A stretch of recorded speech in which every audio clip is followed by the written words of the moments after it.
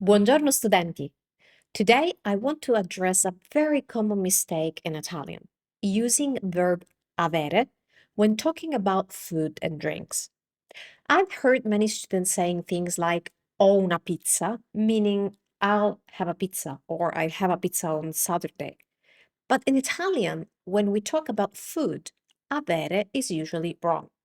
And this is something that really confuses students. I receive a lot of comments about this in my YouTube videos. So today I will show you when it's correct to use avere with food and when it's not. Now, many English speakers say things like, I will have pizza tonight, or I'll have a coffee. So in Italian, they translate directly and say things like this. Ho la pizza, or ho il caffè.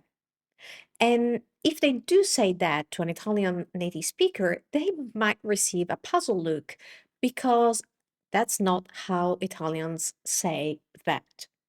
Now, this happens because in English, to have, the verb to have, has a very broad meaning and can be used for many situations, including consuming food or drinks. But Italian avere does not work the same way.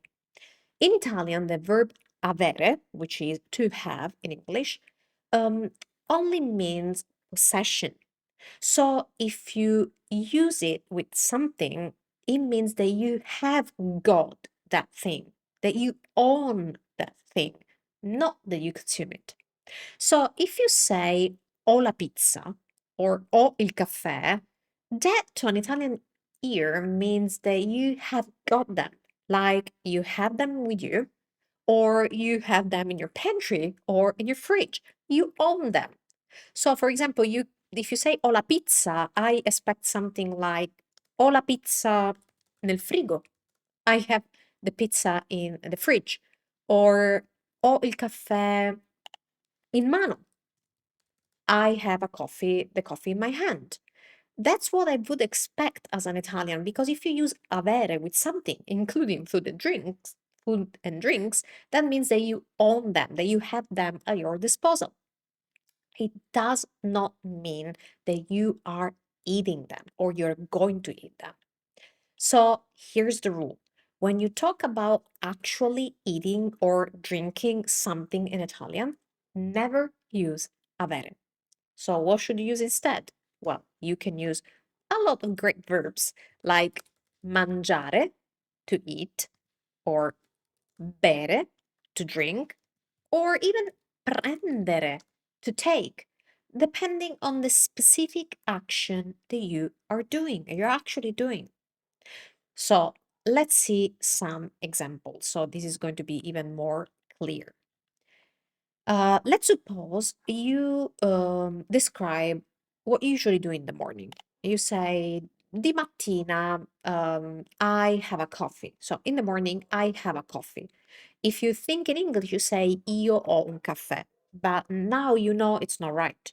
So you have to think of, I have a coffee. In the morning, I have a coffee, as in the morning, I drink a coffee. You need to be more specific about your action.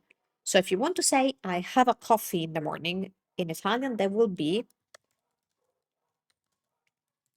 bevo un caffè. Bevo un caffè, because you are more specific describing the action, which is actually drinking the coffee. Or if you want to then add, I have a yogurt for breakfast, that in Italian will be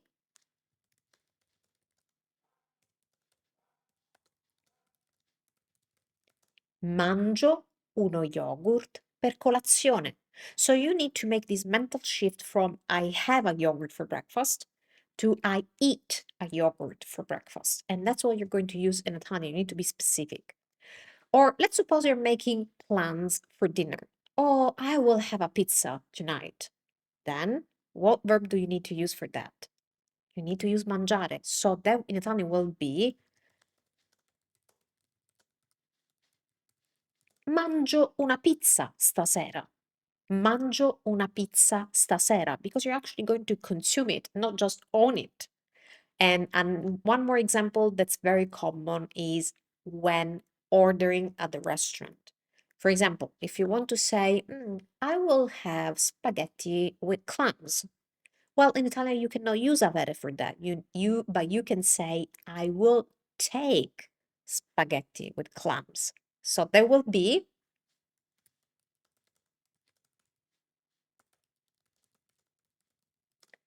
prendo, I take, prendo gli spaghetti alle vongole. Now, I would like to know, have you ever said something like "ho la pizza" or similar before? Let me know in the comments. I love to hear about your experience with the language.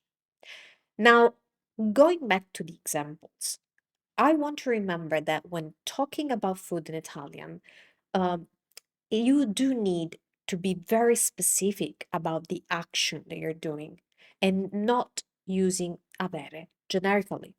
Instead, what I want to remember is to use mangiare, bere, or prendere, depending on the specific case.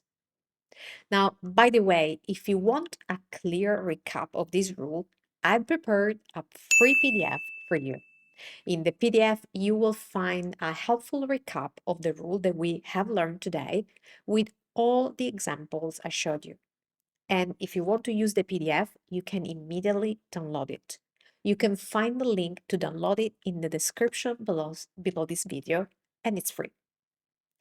Now, something else that I want to share with you, and that's very important. There is one situation where you can use avere with food and drinks, and that's when you ask to get them. Now, let me show you this. Let's suppose you are the cafe al bar or at the restaurant al ristorante, and you ask someone for something. So if you want to say something like in English, may I get a coffee or can I have a coffee? In that instance, it's perfectly correct to use avere. So if you want to translate, may I have a coffee, as in, may I get a coffee? You can say, it's correct to say, oops, posso avere un caffè? So in this case, we are translating to have with avere, even though we're talking about drink, coffee. Why? Why is this correct? Because here avere means to get. You're asking to obtain the coffee. That's your immediate focus, your immediate goal. It's to get something, to obtain it. So in this instance, it's okay to use avere because avere has to do with owning something, getting something, possessing something. So that's why posso avere un caffè is correct because you're just asking to get it. You're not focusing on drinking it right now, even though that's what you're going to do immediately after.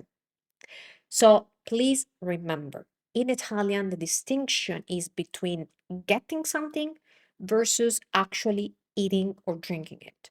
When you think of actually eating or drinking it, that's your immediate focus, use mangiare, bere, or prendere.